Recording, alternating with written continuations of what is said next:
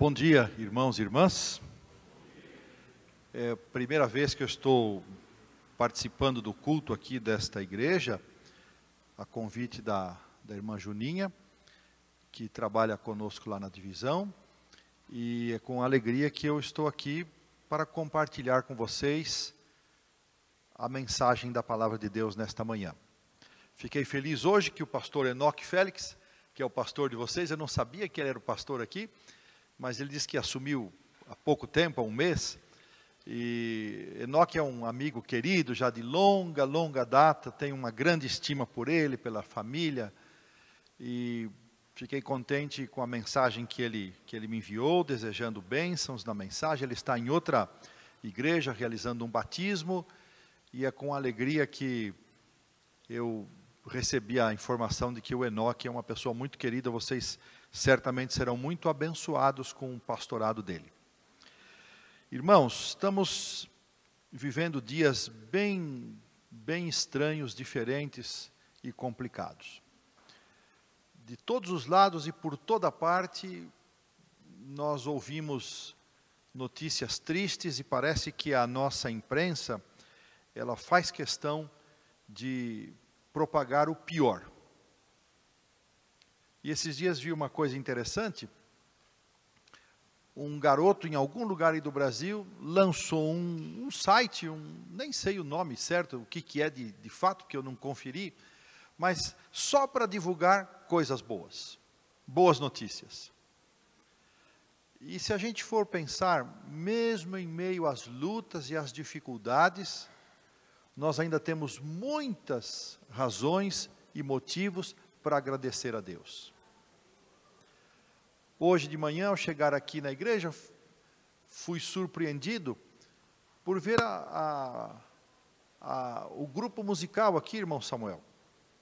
Que alegria! Eu não me lembro aqui no DF de ter estado numa igreja com uma quantidade tão grande de meninos, jovens, meninas, nem todos, né, Samuel? Quase todos meninos e meninas, né? Mas ver os nossos filhos aqui participando, que bonito isso. Muito bonito.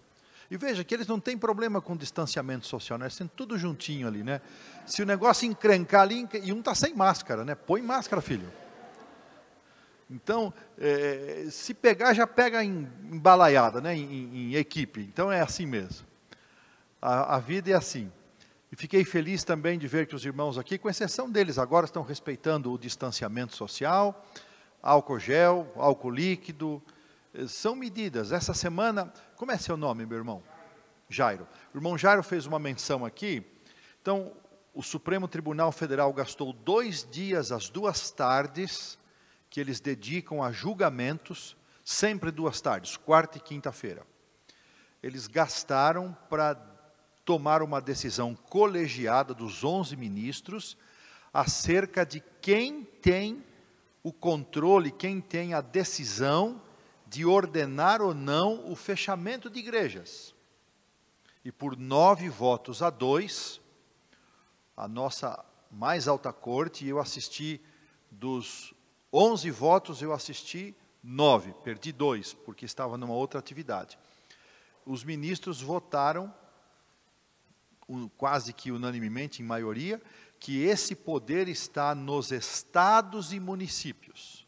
Então, nós como igreja adventista, desde o início, há 1 ano atrás da pandemia, 1 ano e pouquinho atrás, e agora, mais recentemente, essa tem sido a nossa posição. A igreja não deve forçar a situação. Se o estado, se o município determinou o fechamento, vamos obedecer, porque nós não vemos nisso um atentado contra a liberdade religiosa. É uma medida provisória, por um tempo provisório, com o propósito da preservação da saúde. É praticamente o único caso aceitável que nós podemos admitir a ordem do fechamento de igrejas. Nenhuma outra razão a não ser a preservação e o cuidado com a vida. O ministro Nunes Marques, no sábado da Páscoa, chamado sábado de Aleluia, conhecido popularmente, ele havia determinado a abertura geral das igrejas. Isso causou um mal-estar muito grande. Então prevaleceu o que já vinha sendo praticado. Igrejas podem estar abertas para atendimento, para o serviço social, para aconselhamento, mas não para reuniões, se o Estado ou o município determinar. Vários estados determinaram, o Estado de São Paulo é um.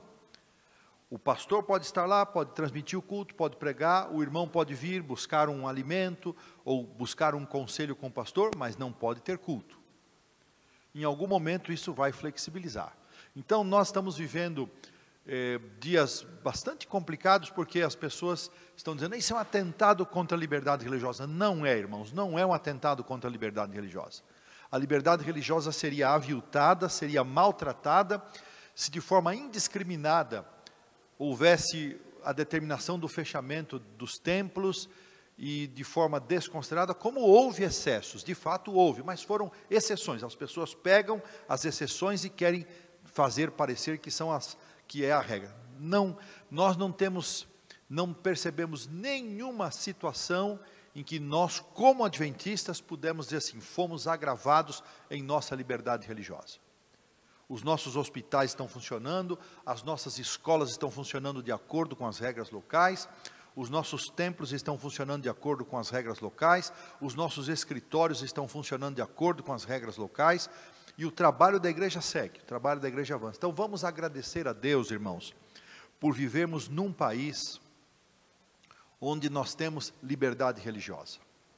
Vamos agradecer a Deus por termos liberdade de ir e vir e de exercer a nossa fé.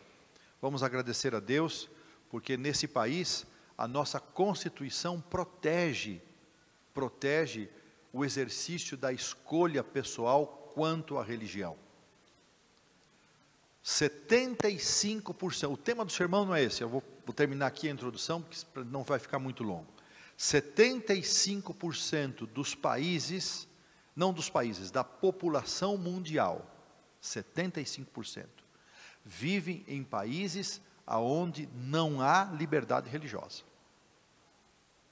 Onde pessoas são maltratadas se escolherem uma fé diferente da religião oficial daquele país. Eu estou falando 75%. Ou seja, é quase 6 bilhões de pessoas que vivem em lugares onde eles não têm o direito de escolher a sua religião. É o país que determina. Você já se imaginou vivendo num lugar como esse? Quando há alguns irmãos que, a palavra pode ser forte, mas entendam no sentido positivo, por ignorância, por desconhecimento, reclamam que a igreja trabalha pela liberdade religiosa, a minha vontade foi assim, irmão, muda para a Coreia do Norte, vai, pega uma passagem só de ida, lá não tem liberdade religiosa, fica lá, você vai experimentar, vai conhecer o que é viver num lugar onde não há liberdade religiosa. Vai para o Paquistão, onde nós temos um jovem adventista preso, porque foi acusado de cometer um crime chamado crime de blasfêmia, porque alguém achou que ele insultou ou desmereceu a Maomé. Ele pode ter feito isso? Dificilmente, mas sendo acusado, não precisa provar, basta acusação. Já pensou viver em um lugar assim? Ele está preso há 6 anos. Nossa igreja mundial, nossos líderes têm trabalhado por esse caso, e a gente aqui vai acompanhando. Então, viver num país como o nosso, irmãos, com todas as lutas, problemas, dificuldades, é um privilégio. Vamos orar pelas nossas autoridades. Muito mais do que polarizar se é deste ou se é daquele, de que cor que é, vamos orar. Isso é o que a Bíblia determina para nós. Vamos orar pelas nossas autoridades. Meu querido irmão, você que está em casa, está sozinho, está com a família, está com os filhos, está com alguém, que você seja abençoado também por esse culto. Eu não sei se nós vamos conseguir com a nitidez compartilhar com os que estão em casa os slides que eu trouxe para nós nessa manhã. Eu espero que eles consigam visualizar, se não for possível, pelo menos o recado vai ficar aqui. Muito bem. Irmãos, eu queria dar um reforço nas palavras do irmão Jairo. O projeto da classe bíblica é um dos das coisas mais lindas que a nossa igreja pode fazer para compartilhar a sua fé com nossos amigos, com pessoas que de alguma forma foram motivadas espiritualmente durante a Semana Santa. Então vem a classe bíblica. Irmão Jairo, a classe bíblica ela vai ser, o culto é classe bíblica e culto. Sim, mas ela ocupa o espaço do culto. Não são 2 programas. Olha, tem igrejas que fazem classe bíblica e depois o culto. Aqui a classe bíblica é o culto. Eu gosto desse sistema. Então espero que vocês se entusiasmem, que levem a sério o convite do irmão Jairo, que a igreja vai estar aberta também, irmão Jairo? Então, dentro desse mesmo esquema, você de casa, ou você aqui presencialmente, respeitando as limitações estabelecidas, você participe, pense, peça a Deus te dar a iluminação, de você convidar aquela pessoa mais improvável que você acha que jamais aceitaria a mensagem. Convide essa pessoa, deixe o Espírito Santo trabalhar no coração dela. Então, convide. Ontem eu fiquei muito feliz. Nossa vida aqui na divisão é uma vida ministerial bem diferente da vida de um pastor. Esses tempos nós não estamos viajando, mas nosso ministério ele se realiza pelas viagens através desses 8 países aqui da América do Sul. E por isso eu não tive condições ao longo desse tempo que eu estou aqui de começar um estudo bíblico. Mas ontem comecei um estudo bíblico. Eu estou tão feliz, irmãos. Sabe que esse foi o meu primeiro trabalho, obreiro bíblico. Estudar a Bíblia com as pessoas. E eu fiquei parecia um menino, dando estudo, até alonguei, fiquei 1h30, depois, puxa vida, perdão. Eu fiquei tão entusiasmado, gastei 1h30 estudando a Bíblia com um casal. E vamos toda semana estar, olha irmãos, que privilégio vocês estarem numa igreja que vai organizar uma classe bíblica. Então, compareçam dentro das regras que a igreja tem, convidem, pense, hoje, peça a Deus, para quem que você vai ligar? Pensa a pessoa provável e uma improvável, 2 convites, faça 2 convites, se cada um de nós fizéssemos 2 convites, um bem provável e um bem improvável, tenho certeza que Deus vai fazer a parte dele, e nós vamos ter uma classe bíblica animada, ou não é, irmão Jairo? Quem que vai ser o instrutor da classe bíblica, irmão Jairo? Você e o pastor, olha aí, em boas mãos, irmão Jairo e o pastor Enoque, vão estar aí se dividindo com essa responsabilidade, muito bem, vamos então, antes de estudarmos a Bíblia nessa manhã, eu quero fazer 2 propagandas aqui. Então, solta a primeira aí, depois eu solto daqui. Solta a primeira aí. Próximo slide e já solta. É um videozinho com som, tá?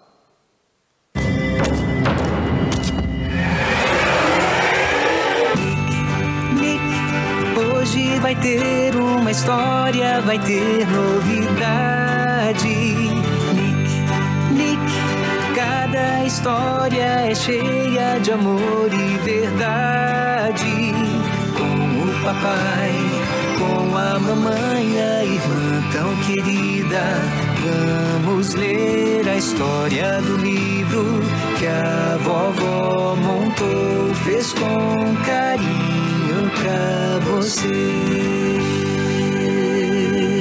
Irmãos, o Nick, o presente de Nick é uma série feita pela divisão sul-americana para abençoar as nossas famílias, nossos filhos, nossas filhas, nossos meninos da área infantil, aí do jardim da infância e o início do primário, e até pertinho aí da adolescência, aí, até o início dos juvenis, dá para assistir, é muito gostoso.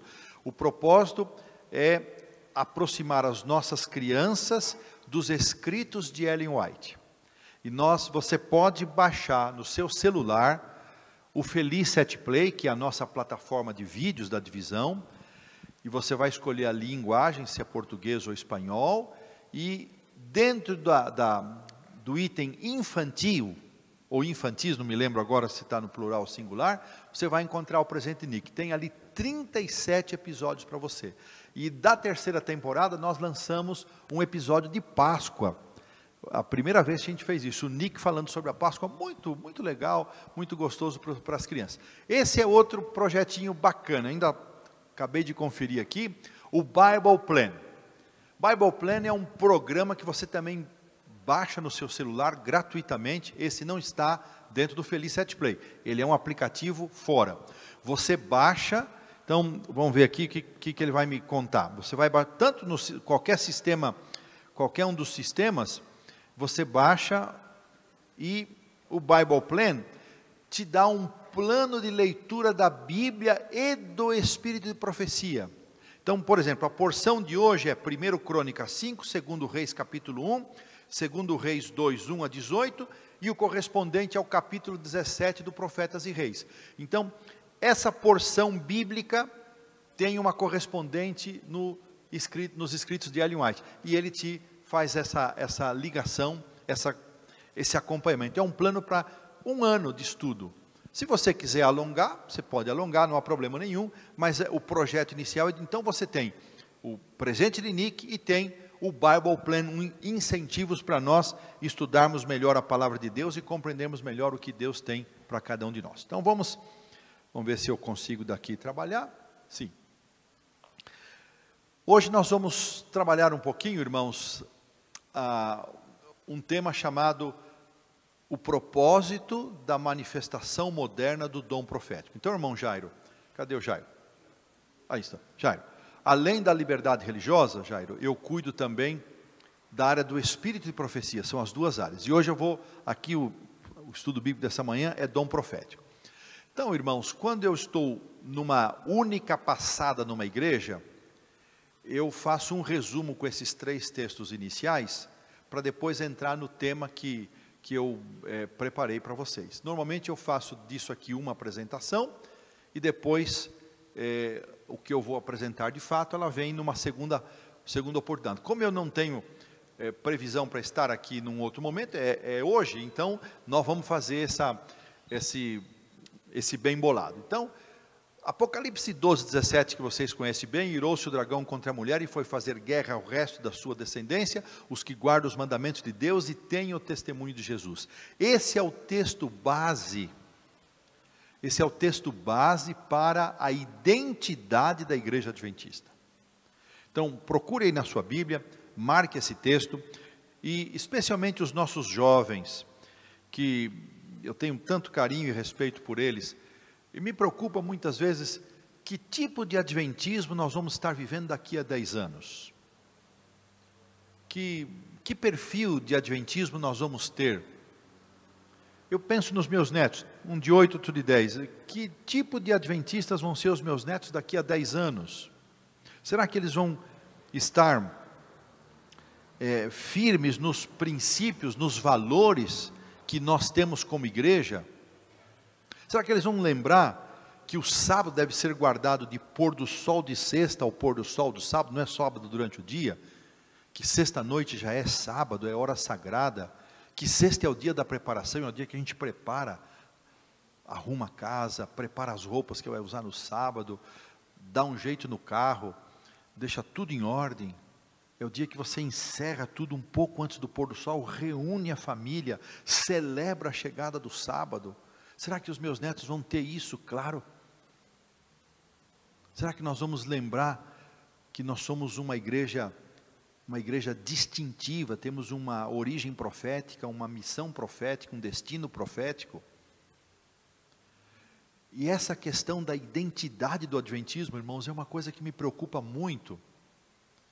E o dom profético, entre tantas bênçãos que ele tem para nós, é preservar a nossa identidade, como igreja, como adventistas do 7º dia, um povo que está aqui e que espera a breve volta do Senhor Jesus Cristo. Essa é a nossa visão, é a nossa meta, é a nossa esperança maior. Então, Apocalipse 12, 17, é um texto que todos nós deveríamos saber de cor e salteado, porque ele é a certidão de nascimento desta igreja. Essa igreja nasce não porque alguém se desentendeu com outro alguém e aí cismou e formou uma igreja. Não é isso. Essa igreja nasce porque Deus tinha uma previsão para que essa igreja existisse neste tempo, no tempo em que o dragão se ira contra o resto da descendência da mulher. Ora, essa aqui, quando você lê o capítulo, eu não posso entrar nos detalhes, mas quando você lê o capítulo 12, você vai entender que essa é uma clara aplicação, referência ao tempo final dos 1260 anos, conhecidos como o tempo da perseguição papal, da dominação papal. Quando termina esse tempo, e o dragão não conseguiu destruir ou apagar da face da terra a memória dos servos de Deus e da palavra de Deus, ele se ira contra aqueles que sobraram. E quem são esses que sobraram? Está aqui, os que guardam os mandamentos de Deus, os 10 mandamentos, não são os 9. Há muita gente que guarda 9, mas são os 10 mandamentos, incluindo o sábado do 4º mandamento, de pôr do sol a pôr do sol. E aqueles que têm o testemunho de Jesus. Quando a gente vai para Apocalipse 19:10, o anjo revelador fala para João que o testemunho de Jesus é o espírito de profecia. E quando nós procuramos entender o que vem a ser o espírito de profecia, porque essa é a única passagem bíblica, o 19:10, que aparece essa expressão espírito de profecia.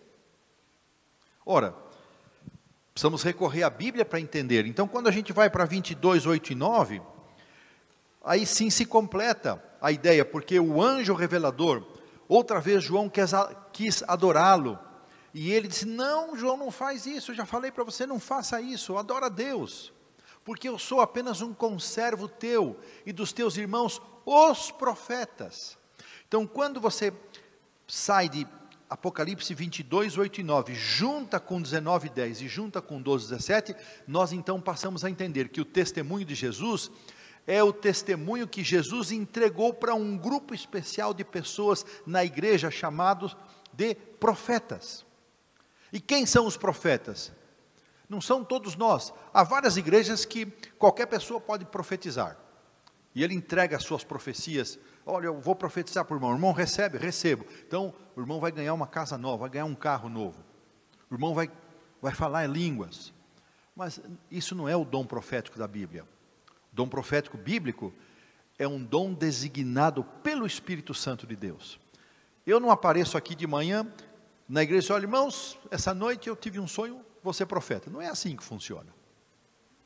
Não é assim que funciona. O Espírito Santo designa, e depois existem os testes, as provas para saber se esse profeta é verdadeiro ou não. Então, irmãos, esses 3 textos, Apocalipse 12:17, 19:10 e 22:8 e 9, eles nos proporcionam a convicção de que a igreja de Deus, nos tempos finais, deveria existir após 1798, estar identificada pela guarda dos mandamentos de Deus, os 10 mandamentos, e pela presença do dom profético no seu meio. E muita gente na igreja tem receio de falar em Ellen White, a nossa profetisa tem até vergonha, às vezes nem dão esse tipo de estudo bíblico nos seus contatos, se sentem um pouco desencorajados, não se sentem à vontade. Então, vem a pergunta. E agora nós vamos entrar então naquilo que eu preparei para essa manhã. Olha que demorou, irmãos, mas nós vamos juntos. Fiquem ligados comigo, vai valer a pena, tenho certeza, para a honra e glória do Senhor. Por que é que Deus previu que nestes tempos deveria existir uma voz profética em nosso meio? Será que a Bíblia já não contém tudo que nós necessitávamos para chegar ao céu, para ir para a vida eterna? Será que nós não tínhamos tudo aquilo que necessitávamos de revelação na palavra de Deus para a nossa salvação? Será que alguma coisa na Bíblia não ficou bem explicado, não ficou completa? Então vamos perseguir esse caminho agora. Vamos perseguir essa ideia. Vamos entender por que Deus previu e determinou que uma voz profética se manifestasse no meio dos adventistas do 7º dia. Eu coloco aqui 3 razões. Primeira, para conduzir-nos a Jesus, para levar-nos de volta à Bíblia e para nos auxiliar no preparo para enfrentar os desafios terríveis que estão à nossa frente nos últimos dias. 3 razões principais. Então vamos começar com esse texto, Lucas 24, versículo 27, perdão.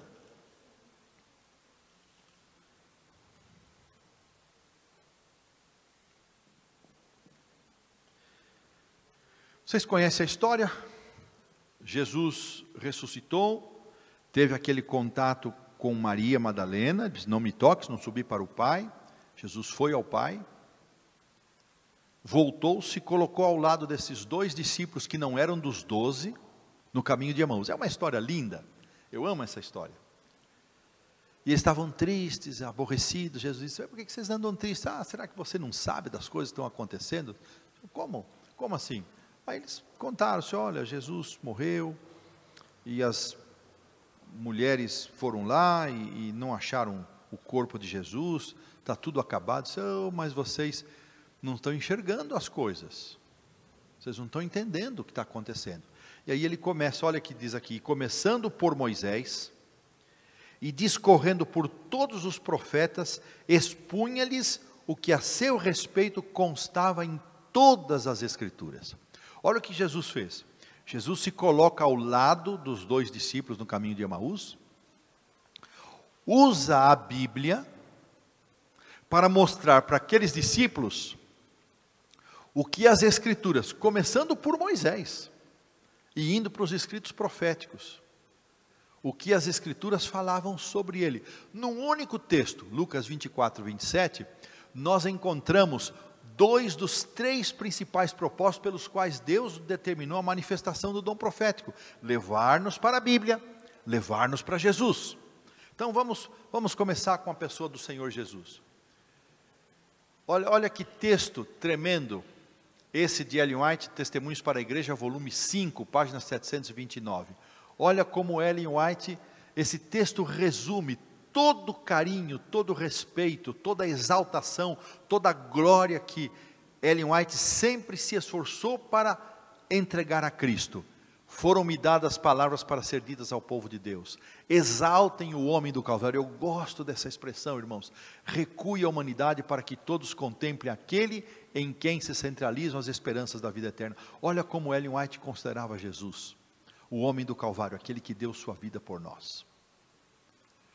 Foram-me dadas palavras. Deus orientou que a voz profética, manifestada em tempos modernos, chamasse a nossa atenção para a pessoa do Senhor Jesus Cristo, chamasse a nossa atenção para Cristo. E olha como ela descreve a Jesus: aquele em quem se centralizam as esperanças da vida eterna. A nossa única esperança é Jesus. Cristo é a nossa única esperança. É isso que vai ser compartilhado aqui nas noites de domingo, na classe bíblica, mostrando a esperança que é Cristo para todas as pessoas. Olha o que mais ela disse sobre Jesus. Gosto desse texto também, está em Desejado, página 439. Que o pecador arrependido fixe os olhos sobre o Cordeiro de Deus que tira o pecado do mundo, e contemplando-o será transformado. Cristo é uma fonte que salta para a vida eterna. Olha como Ellen White considerava a pessoa de Jesus. É aquele em quem se centraliza a nossa esperança. É a fonte que salta para a vida eterna. Eu pergunto para você e para mim, meu irmão, minha irmã, queridos jovens, irmãos, qual é o lugar que Jesus ocupa na nossa vida? Qual é o espaço que nós damos a Cristo na nossa agenda de cada dia? Ele é aquele em quem eu centralizo todas as minhas esperanças. Ele é aquele em quem eu creio ser realmente o meu Salvador, uma fonte de vida eterna.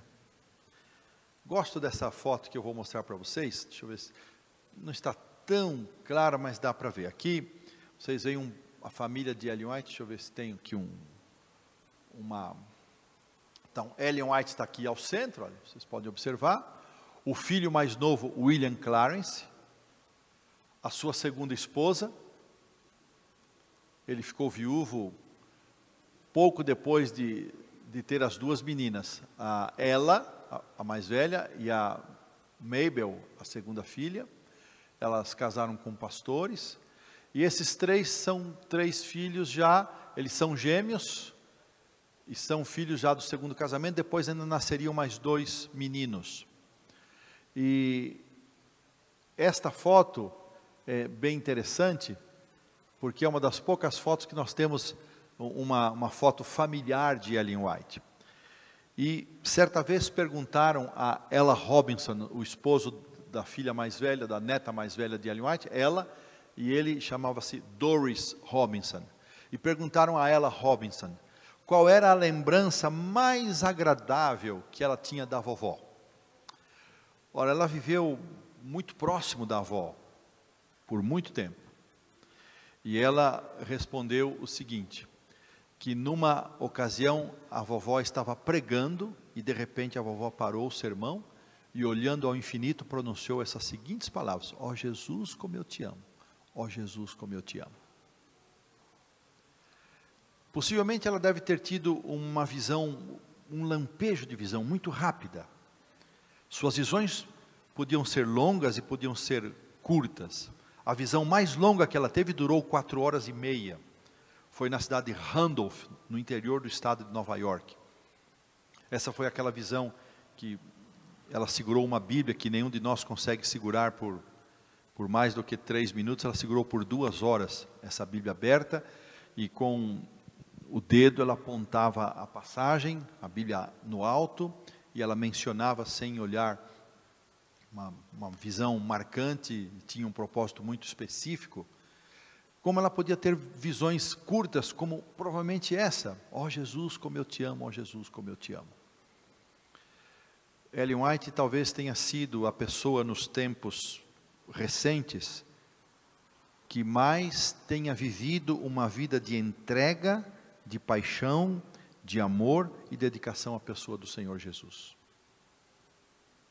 E eu muitas vezes me pergunto, quanto nós vivemos uma vida de entrega, de amor, de gratidão, de glorificação à pessoa do Senhor Jesus.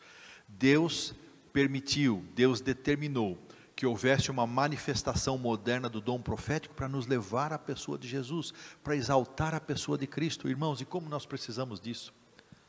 Como igreja nós precisamos disso, como pastores nós precisamos disso. Deve ser muito mais de Cristo, muito menos de nós. Na verdade deve ser tudo de Cristo e nada de nós.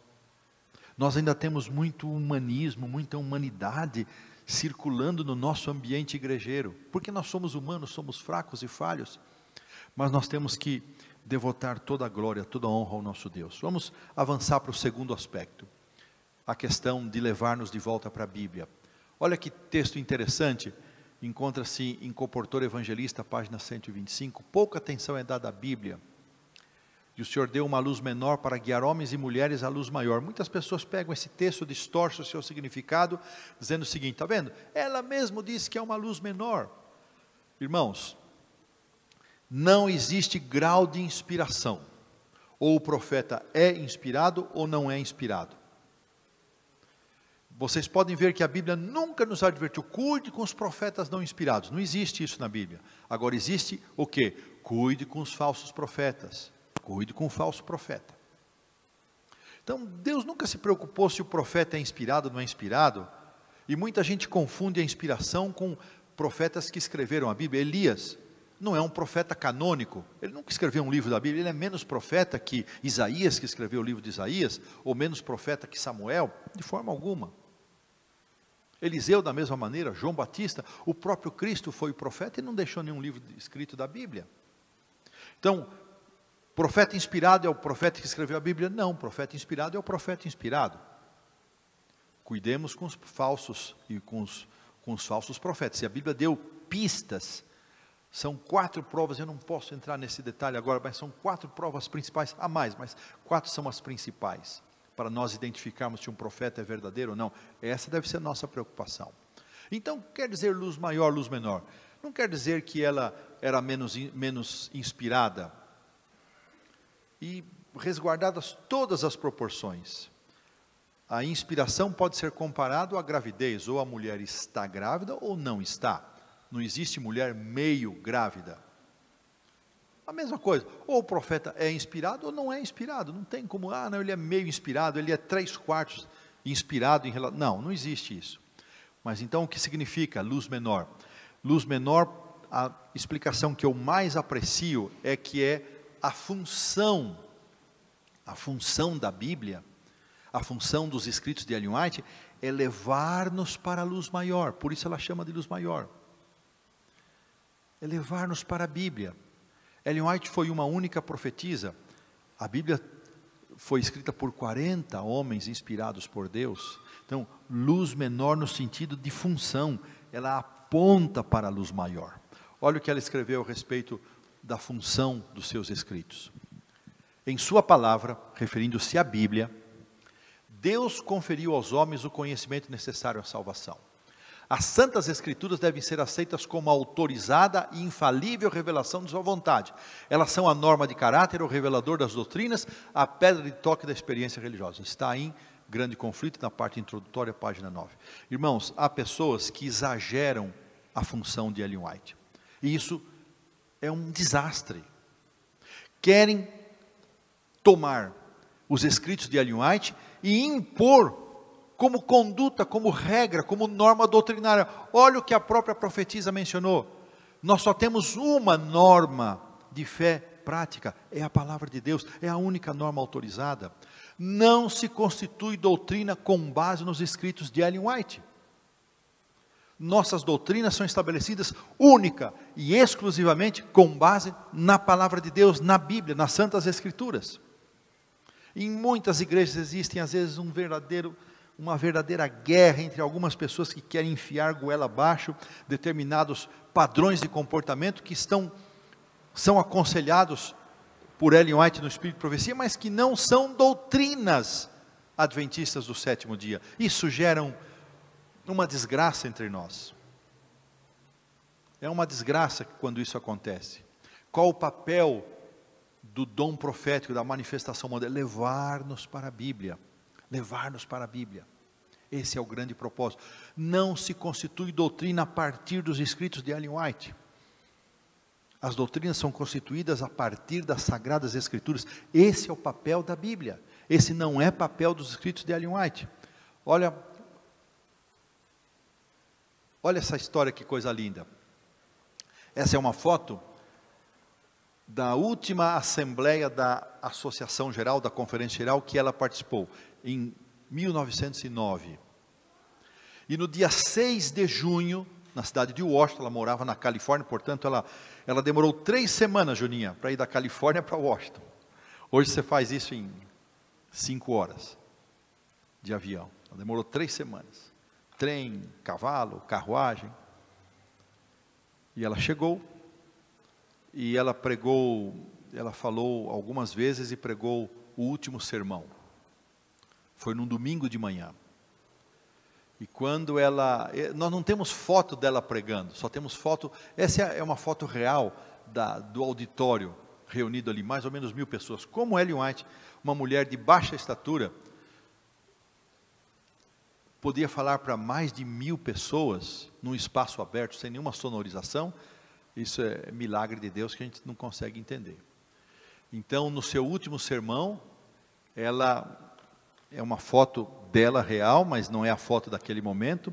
Ela terminou o sermão, ela voltou para se assentar, e voltou para o púlpito, tomou uma Bíblia nas mãos e disse: irmãos e irmãs, eu vos recomendo este livro. Essas foram as últimas palavras que ela pronunciou numa assembleia da Conferência Geral, quando o nosso povo estava reunido. Ela podia ter feito um discurso de despedida, ela sabia que não voltaria mais para uma Conferência Geral, ela estava com 81 anos, nessa época, ela sabia que era a última vez. Ela podia ter feito um relatório do seu ministério profético. Ela apenas disse: irmãos e irmãs, como suas últimas palavras, eu vos recomendo esse livro. É para isso que o ministério profético se manifestou entre nós, para levar-nos para a Bíblia. Mas alguém podia pensar: mas pastor, precisávamos de um profeta moderno para nos levar para a Bíblia e nos levar para Jesus. A gente já não sabe que Cristo deve ser exaltado? A gente já não sabe que nós temos que dar um espaço para a palavra de Deus na nossa vida? Sabemos, mas entre saber e fazer tem um espaço. Vocês querem ver, irmãos? Não é para constranger ninguém, mas é para a gente refletir. Quanto tempo você dedicou nesta semana que termina hoje? Quanto tempo você dedicou para leitura, meditação e estudo da palavra de Deus, por dia? 5 minutos, 10 minutos, 15 minutos, nada. Meia hora. Será que nós precisamos ou não de uma voz profética que nos lembre que precisamos voltar para a Bíblia, precisamos ir para a palavra de Deus? Quanto tempo nós gastamos com outras coisas, com o nosso trabalho, com distrações? Quanto tempo nós estamos perdendo com outras coisas, ou gastando, às vezes necessárias, às vezes desnecessárias? Agora, quanto tempo eu dediquei para estudar, meditar, refletir e ser alimentado pela palavra de Deus? Será que nós precisamos ou não de alguém que se levanta no nosso meio e diga: vamos estudar a Bíblia, gente? Igreja é muito mais do que aquilo que acontece nos dias de culto. Igreja é uma profissão de fé que acontece no dia a dia, e se eu não tomar tempo para estar na presença de Deus cada dia, eu vou ter uma fé tão frágil, eu não vou conseguir resistir às tentações, dificilmente vou suportar as provações, dificilmente vou ter compreensão do plano da salvação. Que desafio para nós. Vamos avançar para o terceiro propósito. Esse é um quadro que eu gosto muito, é da autoria do pastor Valdecir Simões de Lima, e ele nos mostra aqui a restauração da verdade. Em cada grande evento, dilúvio, cativeiro do Egito, reinado de Acabe e Jezabel, exílio da Babilônia, primeira vinda de Cristo, então início do ministério sacerdotal de Jesus no santuário celestial, Jesus chamou um profeta. Para o dilúvio veio aqui Noé, para advertir o povo da destruição iminente. No Egito, Deus chamou Moisés para tirar o povo do cativeiro. No reinado de Acabe e Jezabel, Deus suscitou Elias para denunciar e combater a apostasia. No cativeiro babilônico, Deus levantou Daniel para mostrar para o povo que o lugar do povo não era ali, eles deviam voltar para Jerusalém. Como preparador da primeira vinda, veio João Batista. E por que nós nos admiramos que antes da segunda vinda, o maior de todos os acontecimentos da história, Deus não poderia suscitar um profeta quando todas estas questões, destruição, cativeiro, apostasia, exílio, formalismo, quando tudo isso está pesando sobre a nossa vida? Por que seria de admirarmos que Deus haveria de suscitar um profeta no nosso meio, quando todas estas circunstâncias se reúnem e pesam sobre nós? Como enfrentar espiritualmente, com segurança esses dias? Esse é um texto bíblico de 2ª carta a Tessalonicenses 2, 9 e 10, e diz o seguinte: ora, o aparecimento do iníquo é segundo a eficácia de Satanás, com todo o poder, sinais e prodígios de mentira, e com todo engano de injustiça.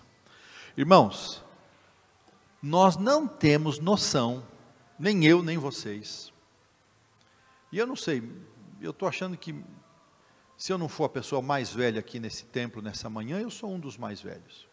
Não tem glória nenhuma nisso, mas fazer o quê, né? Então, 62 anos. Este ano passado, eu completei 50 anos de batismo na Igreja Adventista. Tem alguém aqui com mais tempo de batismo? Mais do que 50 anos? Mais de 50? Olha que bênção, louvado seja Deus. Então nós somos de um grupo especial, só 3 levantaram as mãos, né? Mais de 50 anos, a máscara engana muita coisa, né, irmã? Esconde, ajuda, para alguma coisa serve, além de nos proteger, né? Batismo, não o batismo da Igreja Católica, o batismo na Igreja Adventista. Então você retira a mão? Ah, tá, tem uma diferença aí. Eu não nasci na Igreja Adventista, mas não tem problema.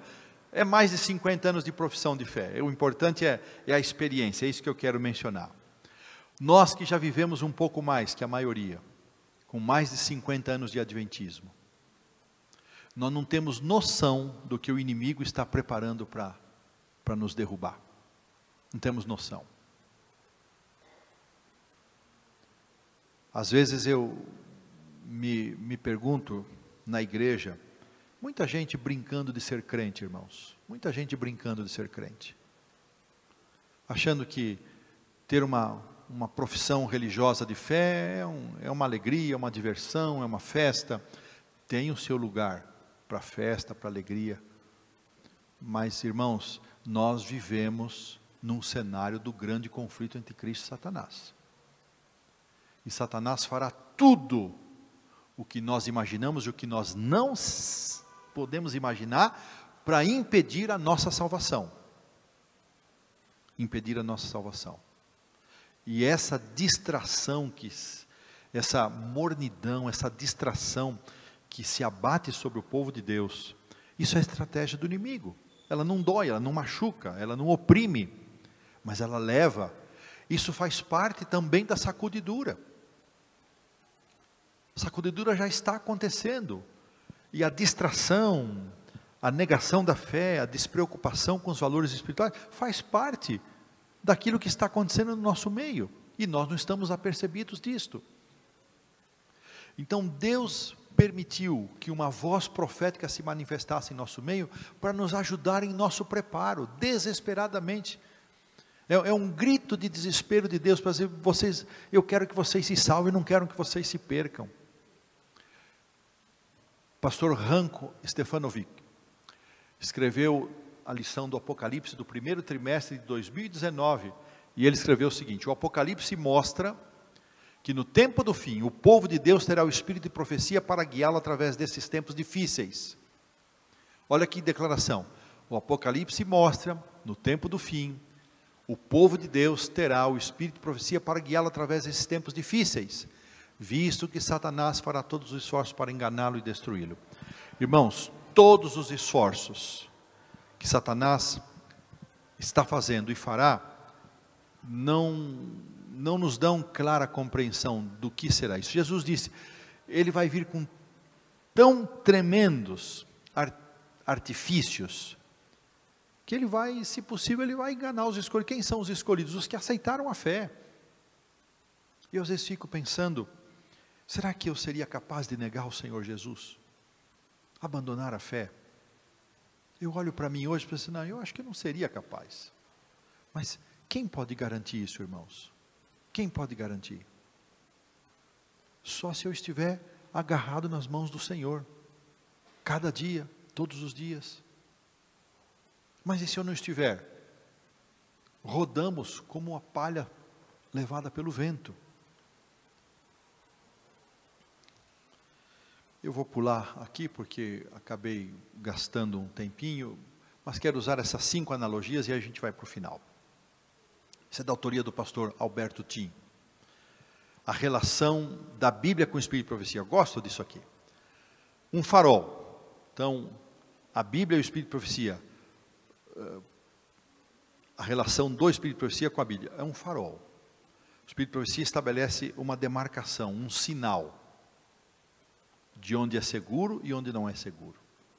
O farol, ele sinaliza para os navios, se houver uma aproximação maior do que a devida, haverá acidente. O Espírito de Profecia é um farol, ele sinaliza o que é seguro e o que não é seguro. Tem muita gente na igreja atravessando os limites do farol. E o navio se destroça. Pois o Espírito de Profecia é um microscópio. Quando você coloca alguma coisa, tem alguém aqui da área da biologia? Não? Quando você coloca alguma coisa numa lâmina de microscópio, ela lhe permite ver detalhes que a olho nu você não enxerga. Mas ela não altera, o microscópio não altera o que está na lâmina. Da mesma forma, o Espírito de Profecia, ele não altera o que está na Bíblia. Ele não corrige, ele não completa, ele não substitui, ele não veio para isso. Ele veio para nos ajudar a ver com mais clareza aspectos da nossa fé. Telescópio, outra ilustração interessante. Você aponta um telescópio para o céu e você não altera o que está no céu, mas você consegue ver detalhes que a olho nu você não enxergaria. Amplia a sua visão. É um filtro. Os escritos de Ellen White nos ajudam a filtrar tendências. Olha, irmãos, nesse ano de pandemia, quanta coisa se disse, se propagou por essa internet, misericórdia, só Jesus na causa. você encontra de tudo, gente de dentro e de fora da igreja, martelando inverdades, falsidades, meias verdades.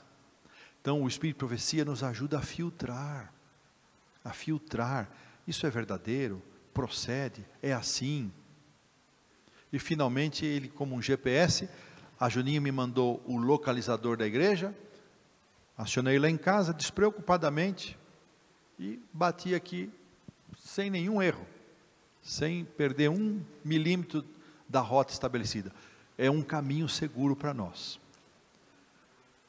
Texto final, vamos ler? 2 Crônicas 36:15. Então, vamos fazer um repasso do que nós vimos hoje. Por que que Deus estabeleceu no seu propósito de infinita sabedoria? Por que é que Deus deixou estabelecido que para este tempo, quando o remanescente se levantasse, depois da perseguição dos 1260 dias, esse remanescente deveria ser identificado e conhecido pela guarda dos mandamentos de Deus e por ter no seu meio a manifestação de uma voz profética. Alguém outro dia me perguntou: pastor, um adventista que não aceita Ellen White pode continuar sendo adventista? Pode. A igreja não disciplina ninguém. Mas, irmãos, essa frase agora é minha. Dificilmente um adventista que não aceita a manifestação moderna do dom profético, ele será um remanescente. Ele até pode ser adventista, mas dificilmente será um remanescente. Porque o remanescente tem essas duas características: a sua fidelidade e obediência aos mandamentos de Deus, e a aceitação da manifestação moderna dessa voz profética no nosso meio. Então você pode ser um adventista e não acreditar, não ler, não estudar Ellen White, não se importar, não está nem aí, pode. Mas um remanescente, quem tiver essa conduta não será. Dificilmente será. Vamos ao texto final. 2 Crônicas 36, 15 e 16, texto de encerramento. Esse é o texto de apelo. O Senhor Deus de seus pais, começando de madrugada, falou-lhes por intermédio dos seus mensageiros, porque se compadecera do seu povo e da sua própria morada. Eles, porém, zombavam dos mensageiros, desprezavam as palavras de Deus e mofavam, zombavam, desprezavam os seus profetas, até que subiu a ira do Senhor contra o seu povo e não houve remédio algum. Irmãos, olha que texto tremendo. O Senhor, começando de madrugada, uma expressão para dizer, Deus estava ansioso para orientar, para advertir, para ensinar. Deus enviou mensageiros, e o envio de mensageiros foi uma manifestação da compaixão de Deus, porque se compadeceram do seu povo. Então, o enviar profetas, o enviar mensageiros, é uma demonstração da misericórdia, da compaixão de Deus. Que coisa impressionante isso, irmãos. E qual é a resposta? Aqui a Bíblia nos diz que aquele povo zombou, desprezou, menosprezou, não fez caso dos profetas, até que subiu a ira de Deus. Então, palavra de chamado e de apelo para nós. Deus se esforçou e tem se esforçado em preservar a palavra de Deus para nós até este tempo. E Deus se esforçou ainda mais suscitando um profeta em tempos modernos, uma voz profética para nos conduzir para a Bíblia, para nos conduzir para Cristo, para nos ajudar em nosso preparo para a vida eterna, para os perigos dos últimos dias. Qual é a nossa reação? Nossa reação vai ser de pouco caso? Aquela reação, não estou nem aí, tanto faz como fez? Qual foi o resultado para aquele povo? Não houve mais remédio. Que essa não seja a nossa realidade. Que essa não seja a minha realidade. que nós possamos considerar o esforço divino como um esforço de misericórdia e compaixão, e aceitar o seu esforço para a nossa salvação, para que a gente gaste mais tempo contemplando a pessoa do Senhor Jesus, para que a gente gaste mais tempo estudando e compreendendo a sua palavra, meditando nela, e que a gente gaste mais tempo se preparando para enfrentar os perigos dos últimos dias. Que a graça do Senhor Jesus seja sobre nós, que Ele tenha misericórdia de nós, que Ele, em seu amor infinito, em sua misericórdia, não só preserve aqueles que neste momento estão interessados em todas estas coisas, como Ele tenha misericórdia daqueles que também não estão interessados, para que venham a ser despertados, para que a sua realidade não seja como a do povo de Israel, até que não houve mais remédio. Que Deus nos abençoe, é meu desejo e minha oração. Amém. Já vamos orar? Então, o povo fica em pé na oração ou fica sentadinho? Então vamos ficar em pé. Os que... Em casa, se você puder também, fique em pé. Vamos orar juntos. Senhor Deus, Pai nosso, nós te agradecemos muito por esse momento que o Senhor nos ofereceu de oportunidade, de comunhão, de congregação, de ouvirmos Tua palavra, cantarmos, orarmos, encontrarmos irmãos, nos reunirmos virtualmente com outros tantos. Obrigado, Senhor, porque em Teu amor profundo, em Tua misericórdia infinita, o Senhor tem feito todos os esforços, todos os esforços para a nossa salvação. Desperta-nos, Senhor, de nossa mordidão, de nossa indiferença, de nosso descaso, muitas vezes, com os valores espirituais. Perdoa-nos, Senhor. Verdadeiramente, como orou Jesus na cruz, nós muitas vezes não sabemos o que estamos fazendo. Então, Senhor, envia o Teu Santo Espírito, fala conosco, fala ao nosso coração, desperta-nos. Ajuda-nos, Senhor, a perceber os dias em que estamos vivendo. Ajuda-nos, Senhor, a Te buscar no primeiro e no melhor lugar de nossa vida.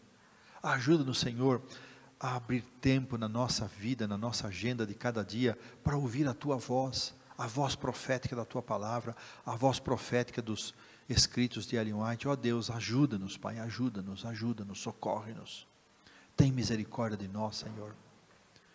Abençoa os nossos filhos que por alguma razão se afastaram da igreja, os nossos irmãos que estão fracos na fé, e abençoa também aqueles que mesmo ainda na igreja estão tendo uma experiência espiritual frágil. Ó Senhor, tem misericórdia, fortalece-nos a todos nós, ajuda-nos a ter os nossos olhos postos na pessoa do Senhor Jesus Cristo, o Teu Filho amado, o nosso Redentor, em nome de quem nós oramos hoje e sempre. Amém, amém e amém.